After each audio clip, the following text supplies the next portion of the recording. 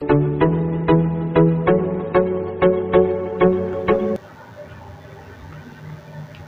है आप सभी का एसपी मैथ मोटिवेशन क्लास में। और आज के इस वीडियो में हम लोग पढ़ने वाले हैं क्लास 8 का प्रश्नावली 1.3 का क्वेश्चन नंबर 7। ठीक है, तो इस 7 बनाने से पहले हमें क्या है, कुछ गुण हमें जानना पड़ेगा। ठीक है, तभी कोई क्वेश्चन नंबर 7 क्या है हमें अच्छे से समझ में आएगा।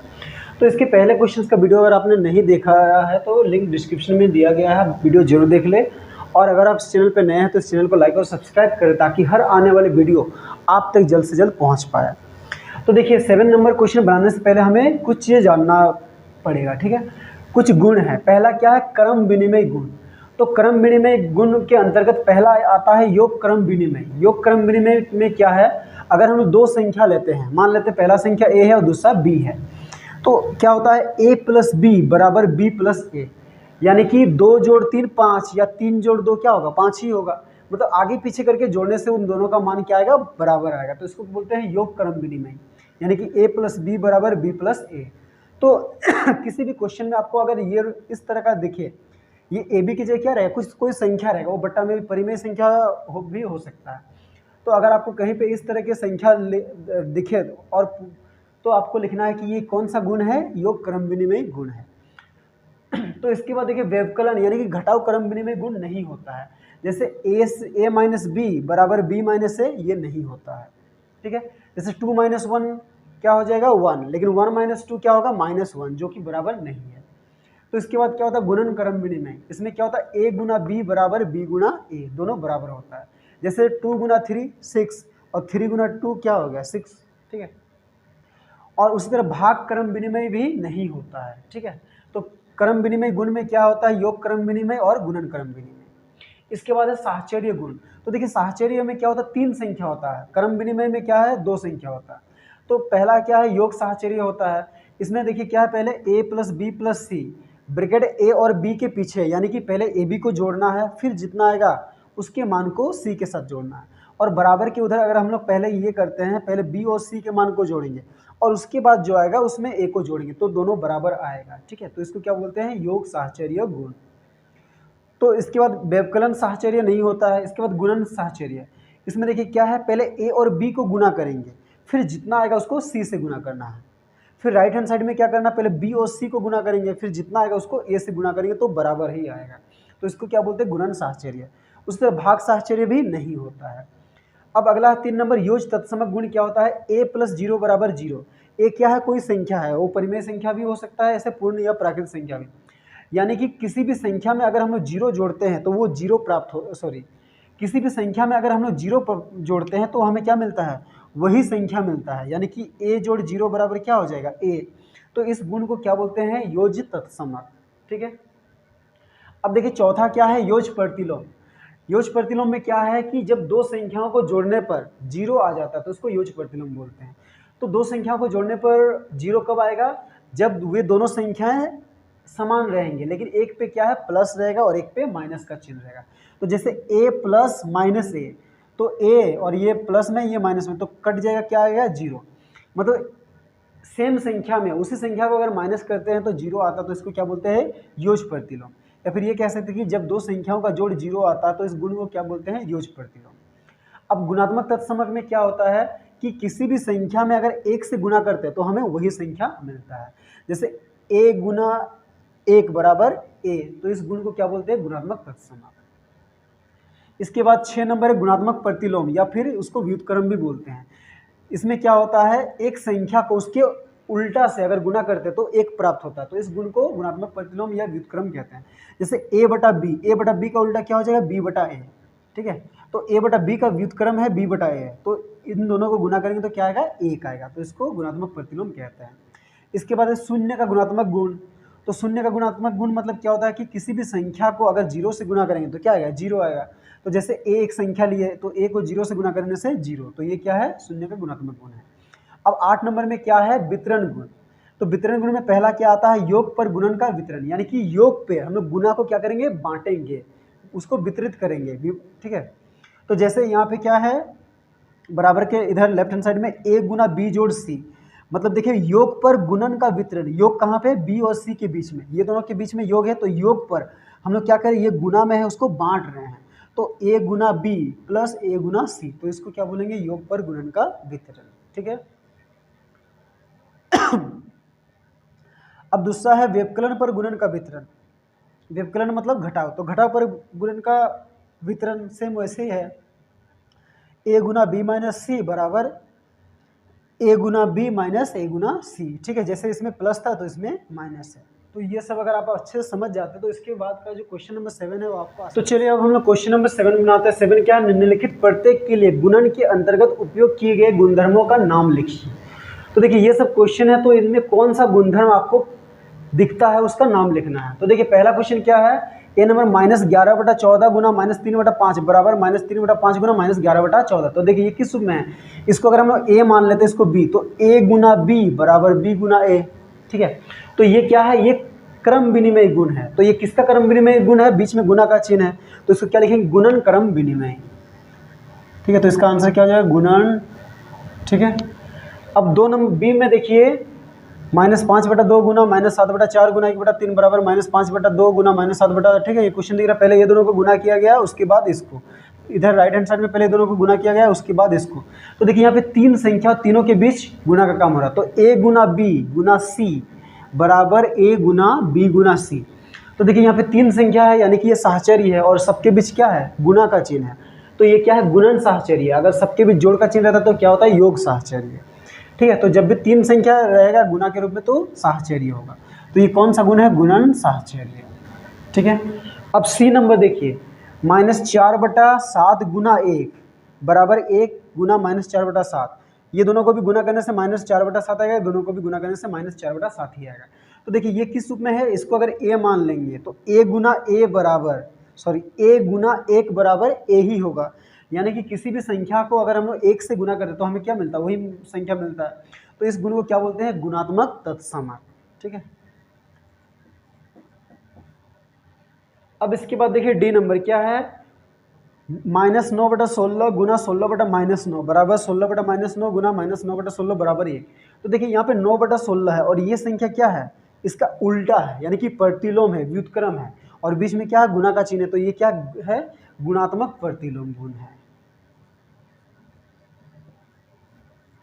ठीक है, इसके बाद ई नंबर में देखिए, इसमें भी देखिए 3 संख्या, ये ई नंबर बी के जैसा है, a गुना बी गुना सी बराबर a गुना बी गुना सी। तो ये भी क्या है, गुणन साहचर्य है। ठीक है, और लास्ट वाला देखिए -17/19 गुना 0 बराबर 0, यानी कि इसको अगर a मान लेते हैं तो a में हम लोग क्या किए, 0 गुना किए तो हमें क्या मिल गया, 0, यानी कि किसी भी संख्या को अगर हम लोग 0 से गुना करते हैं तो वो 0 मिलता, तो इस गुण को क्या बोलते हैं, शून्य का गुणात्मक गुण। ठीक है,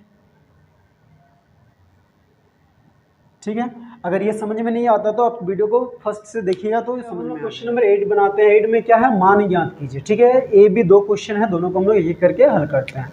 तो पहला में क्या है, देखिए 2/5 गुना -21/28 गुना 15/30 गुना 7/-35। तो देखिए इसमें क्या है, सबके बीच क्या है, गुना का चिन्ह है, तो जो जो कटेगा हमें काटना है और जो बच जाएगा ऊपर ऊपर गुना कर देंगे और नीचे नीचे गुना, और वही यहाँ क्या है, हमारा आंसर आ जाएगा। तो देखिए काटते कैसे हैं, ऊपर नीचे काटते हैं। ये 2 को हम लोग किस किस से काट सकते हैं, 5, 28, 30, 35, ये चारों से काट सकते हैं। उसी तरह 21 को भी ये सबसे काट सकते हैं, 15 को भी, नीचे के सभी संख्याओं से काट सकते हैं, 7 को भी काट सकते हैं। कैसे कैसे नहीं काट सकते, ये 2 को ये ऊपर ऊपर नहीं काट सकते, नीचे नीचे नहीं काट सकते हैं। ठीक है, तो कहाँ कटेगा, ऊपर नीचे। तो देखिए सबसे पहले हम लोग काटते हैं, चलिए इधर से शुरू करते हैं, 5 एकम 5, 5 तिया 15। ठीक है, फिर ये 3 कटेगा, 3 एकम 3, 3 दहाई 30। ठीक है, फिर ये 10 को 2 से काटते हैं, 2 एकम 2, 2 5 10।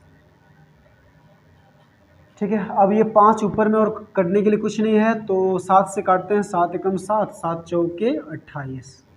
ठीक है, अब 4 देखिए ऊपर में यहाँ पे 1, -21 1 और यहाँ पे 1, तो -21 खाली ऊपर में है, तो वो किससे कटेगा, 7 से। और ये देखिए 35 भी कटेगा 7 से, तो 7 तिया 21 और 7 5 35। ठीक है, और ये माइनस माइनस भी कट गया। तो देखिए अब और कुछ नहीं कटेगा, तो ऊपर में क्या बचा, 1 गुना 3 गुना 1 गुना 1, तो 1 तिया 3, 3 एकम 3, 3 एकम 3, तो ऊपर में 3। नीचे देखिए 1 गुना 4 गुना 5 गुना 5, तो 1 4 4 4 5 20, 20 5 100, ठीक है। तो यही हो गया हमारा आंसर, ठीक है। अब बी नंबर बनाते हैं। बी भी ऐसे ही बनाना है हमें।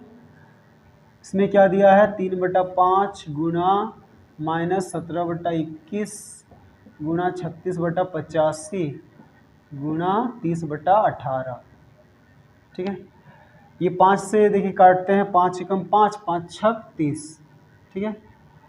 फिर ये 3 से काटते हैं, 3 एकम 3, 3 सत्ते 21, ठीक है। और 7 किसी से नहीं जाएगा।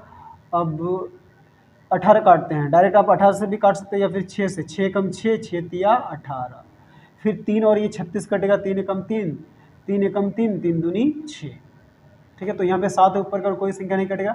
अब देखिए 17 और 85 कटेगा, तो क्या है, 17 एकम 17 और 17 5 85, तो ऊपर क्या बचा, 1 गुना 12 गुना 1, नीचे 1 गुना 7 गुना 5 गुना 1, तो क्या हो जाएगा आंसर, 1 एकम 1, 1 12 में 12, 12 एकम 12, और नीचे क्या होगा, 1 सत्ते 7, 7 5 35, और 35 एकम 35, और देखिए यहाँ पे एक ही तो माइनस है, तो यहाँ पे क्या आ जाएगा, माइनस। तो ये हो गया हमारा आंसर। तो चलिए अब हम लोग क्वेश्चन नंबर 9 बनाते हैं। 9 क्या है, सत्यापित कीजिए कि निम्नलिखित कथन सत्य है अथवा असत्य, ठीक है। तो हमें ये सत्यापित करना है कि ये सही है या नहीं। तो ए नंबर देखिए क्या करते हैं हम लोग, लेफ्ट हैंड साइड लेते हैं, फिर राइट हैंड साइड। अगर दोनों बराबर आएगा तो सत्य, नहीं तो असत्य।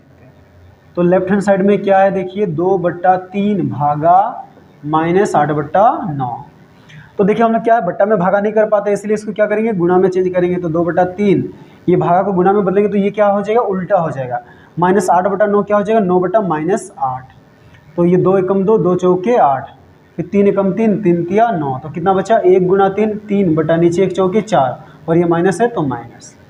अब देखिए right hand side, right hand side में क्या है, -8/9 भागा 2/3, तो इसको भी क्या करना, -8/9 लिखेंगे, गुना 2/3 क्या हो जाएगा, 3/2, ठीक है। अब ये काटते हैं, 2 एकम 2, 2 चौके 8, फिर 3 एकम 3, 3 तिया 9, तो कितना हो गया, ऊपर में 4 गुना 1, 4 एकम 4, नीचे 3 एकम 3, और यहाँ पे माइनस है तो माइनस। तो देखिए लेफ्ट हैंड साइड और राइट हैंड साइड क्या बराबर आया, नहीं आया, तो ये क्या है, असत्य है, ठीक है। और हम लोग जानते हैं कि भाग क्रम विनिमय नहीं होता है, ठीक है। अब इस तरह बी नंबर देखिए, बी नंबर का लेफ्ट हैंड साइड में क्या है, -9 भागा 3/4, तो -9 भागा को गुणा में चेंज करेंगे, 3/4 क्या हो जाएगा, 4/3, तो ये 3 एकम 3, 3 तिया 9, तो कितना हो गया, 3 चौके -12, ठीक है। अब राइट हैंड साइड में क्या है, राइट हैंड साइड में है 3/4 भागा -9। देखिए अब क्या करते हैं, ये 9 के नीचे कुछ नहीं तो 1 है, तो 3/4 भाग को गुणा में बदलेंगे तो ये क्या हो जाएगा, 1/-9, तो 3 एकम 3, 3 तिया 9, तो कितना हो गया, ऊपर में 1 गुना 1, 1, नीचे 4 तिया 12, और देखिए ये माइनस है तो माइनस, तो लेफ्ट हैंड साइड में -12 आया और राइट हैंड साइड में -1/12, तो दोनों बराबर नहीं है, तो ये भी क्या है, असत्य, ठीक है। तो यही क्या हो गया, हमारा आंसर हो गया। चलिए अब हम लोग क्वेश्चन नंबर 10 बनाते हैं। 10 क्या है, बताइए। ए नंबर, ऐसी परिमेय संख्या जिसका कोई व्युत्क्रम नहीं है। तो ऐसा परिमेय संख्या लेना जिसका कोई व्युत्क्रम यानी कि उल्टा नहीं होता है। जैसे मान लीजिए अगर 2 एक परिमेय संख्या है तो 2 का व्युत्क्रम क्या होगा पता है, 1/2। 3/5 इसका व्युत्क्रम क्या होगा, 5/3। तो हर संख्या का कोई ना कोई व्युत्क्रम है। तो कौन सा ऐसा संख्या जिसका व्युत्क्रम यानी कि उसका उल्टा होता ही नहीं है। तो देखिए इसका आंसर क्या होगा पता है, इसका आंसर होगा, इधर ही लिख देते हैं, इसका आंसर क्या है, 0। तो 0 एक परिमेय संख्या है, क्यों, क्योंकि 0 को हम लोग 0/1 लिख सकते हैं, लेकिन इसका उल्टा नहीं है, 0/1 का उल्टा 1/0 नहीं लिख सकते हैं, क्योंकि 1/0 जो है ना वो क्या होगा अभी तक पता नहीं, वो अपरिभाषित होता है, ठीक है। 1/0 या फिर कोई भी संख्या बटा 0 उसका मान अभी तक परिभाषित नहीं हुआ है, ठीक है, उसको ज्ञात नहीं किया जा सका है। तो ऐसी परिमेय संख्या कौन सा जिसका व्युत्क्रम नहीं है, वो क्या है, 0। अब बी नंबर कह रहा है कि परिमेय संख्याएं जो अपने व्युत्क्रम के समान है, ऐसी परिमेय संख्याएं लिखना है, यानी कि एक से अधिक है जो अपने व्युत्क्रम के समान है, मतलब वो परिमेय संख्या भी वही है और उसका उल्टा भी, व्युत्क्रम मतलब उल्टा, उसका उल्टा भी क्या है, वही है, ठीक है। तो इसका देखिए क्या होगा, इसका आंसर क्या होगा पता है, 1 कोमा -1 1। देखिए 1 का उल्टा क्या होगा, 1 के नीचे 1 है तो 1 का उल्टा 1/1, उसका उल्टा क्या होगा 1/1 ही होगा। -1 का उल्टा क्या होगा, व्युत्क्रम -1/1, तो उसका व्युत्क्रम क्या होगा 1/-1, तो नीचे का माइनस को हम लोग ऊपर लिख सकते हैं। तो 1 और -1 क्या है, अपने व्युत्क्रम के समान ही है। 1 का व्युत्क्रम भी 1 ही होता है और -1 का व्युत्क्रम भी -1 ही होता है।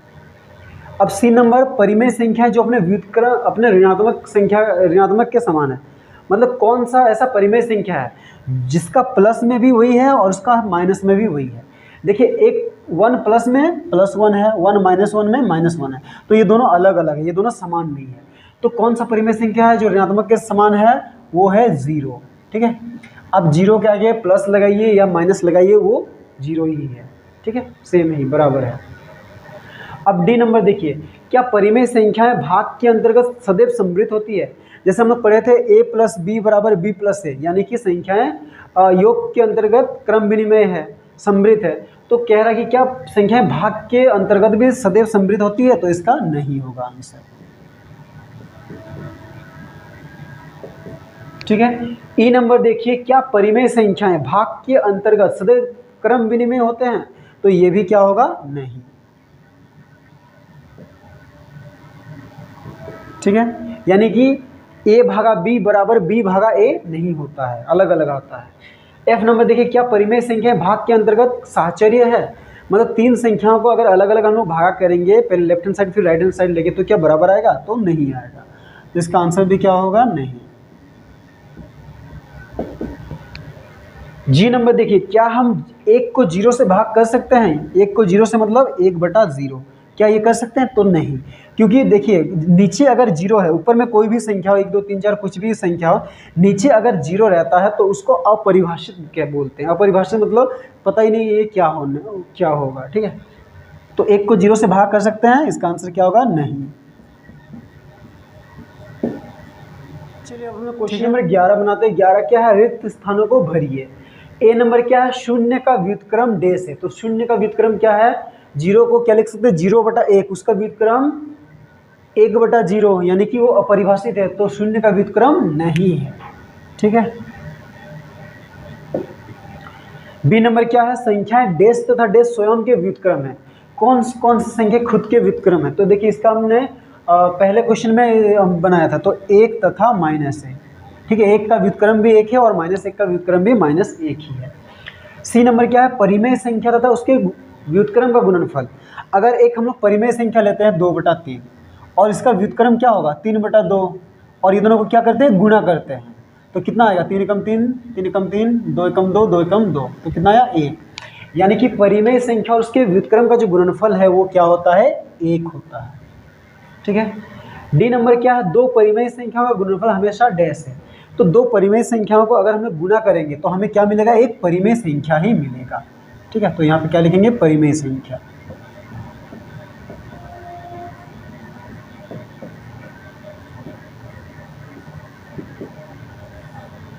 ठीक है, इसके बाद ई नंबर देखिए, किसी धनात्मक परिमेय संख्या का व्युत्क्रम।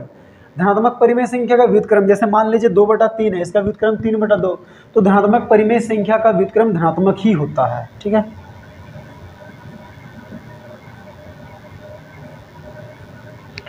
अब एफ क्या है, किसी ऋणात्मक परिमेय संख्या का व्युत्क्रम क्या होगा। जैसे मान लीजिए -2/3 है, इसका व्युत्क्रम क्या होगा, -3/2, यानी कि ऋणात्मक परिमेय संख्या का व्युत्क्रम क्या होता है, ऋणात्मक ही होता है। तो यहाँ पे क्या लिखेंगे, ऋणात्मक।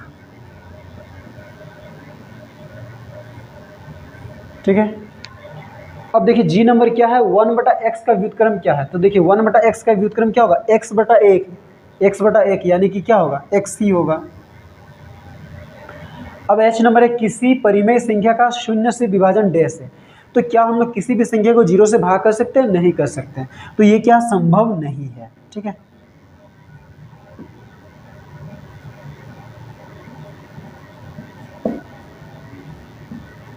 चलिए अब हम लोग क्वेश्चन नंबर 12 बनाते हैं। इसमें बहुत सारा क्वेश्चन है, तो एक एक करके हम लोग बनाते हैं। क्या है, उत्तर दीजिए। पहला क्वेश्चन क्या है, क्या -1 पूर्णांक 1/8 का गुणात्मक प्रतिलोम 8/9 है। क्यों अथवा क्यों नहीं, मतलब अगर ये इसका गुणात्मक प्रतिलोम है तो क्यों है, और अगर नहीं है तो क्यों नहीं है। तो देखिए हम लोग जानते हैं कि एक संख्या को अगर उसके गुणात्मक प्रतिलोम से गुणा करते हैं तो क्या आना चाहिए, एक आना चाहिए। तो हम लोग क्या करेंगे, इसको इससे गुणा करेंगे। अगर एक आएगा तो वो गुणात्मक प्रतिलोम होगा, नहीं तो नहीं होगा। तो क्या लिखेंगे, -1 गुणा 8/9। ठीक है, तो 1 अट्ठे 8 और 1 9/8, ये क्या है माइनस गुणा 8/9। तो देखिए कटेगा 8 एकम 8, 8 एकम 8, 9 एकम 9, 9 एकम 9। तो क्या बचा ऊपर में -1 गुणा -1, तो -1 नीचे 1 बराबर बटा -1। ठीक है, तो देखिए दोनों का गुणनफल क्या 1 आया, नहीं आया, -1 आया। तो लिखेंगे नहीं, क्या है -1/1/8 का गुणात्मक प्रतिलोम।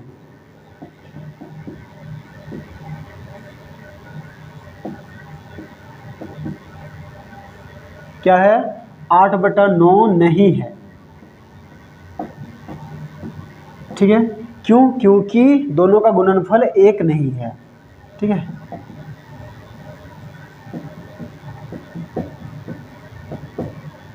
ठीक है, दोनों का गुणनफल 1 नहीं है।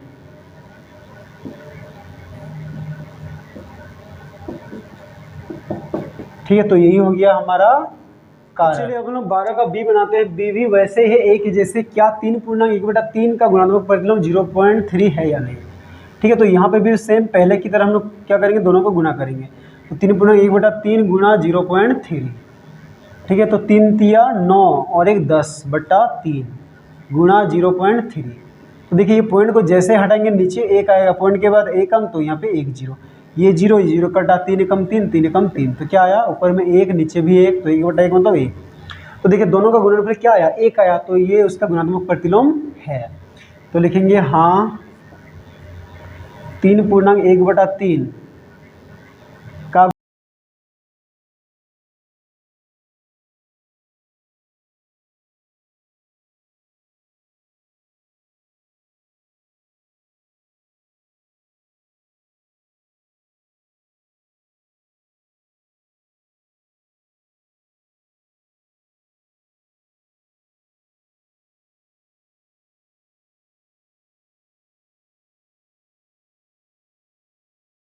तो ये हो गया इसका। सी और डी एक साथ बनाते हैं। सी क्या है, क्या 0.4 का व्युत्क्रम 5/2 है, तो इसमें भी क्या करेंगे हम लोग, दोनों को गुना करेंगे। अगर दोनों को गुना करने से 1 आएगा तो हाँ है, नहीं तो नहीं है। तो 0.4 गुणा 5/2। तो देखिए पॉइंट जैसे हटाएंगे नीचे 1 आएगा, पॉइंट के बाद 1 अंक, तो 1 0। ठीक है, अब ये कटेगा 5 एकम 5, 5 दूनी 10, फिर ये 2 एकम 2, 2 दूनी 4, फिर ये 2 एकम 2, 2 दूनी 2 एकम 2, तो कितना आया ऊपर में 1 बटा नीचे भी 1, तो 1। तो देखिए दोनों का गुणनफल 1 है, तो लिखेंगे हाँ क्या है 0.4 का व्युत्क्रम क्या है 5/2 है। ठीक है, तो ये इसका आंसर हो गया। इसमें कारण नहीं पूछा है, अगर कारण पूछते तो क्या लिखते हैं कि दोनों का गुणनफल 1 है।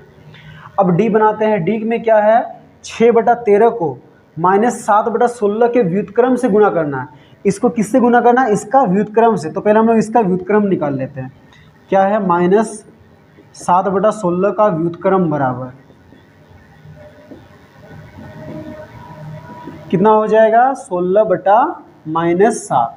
तो इससे गुणा करना है इसको, तो क्या है बराबर 6/13 गुणा 16/-7।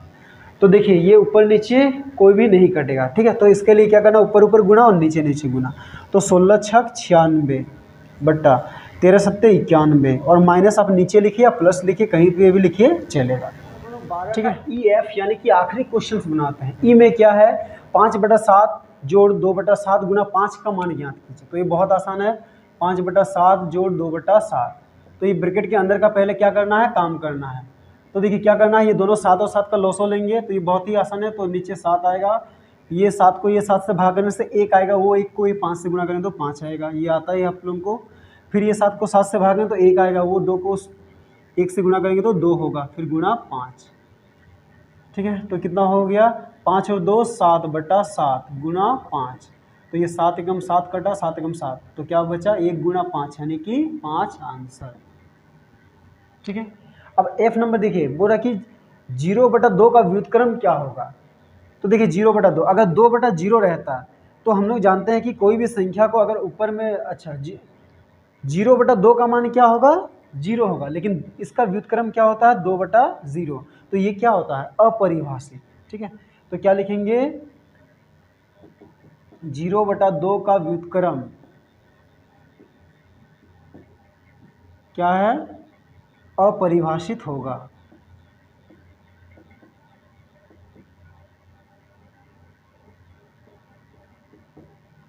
ठीक है, तो यही हो गया आंसर। ठीक है।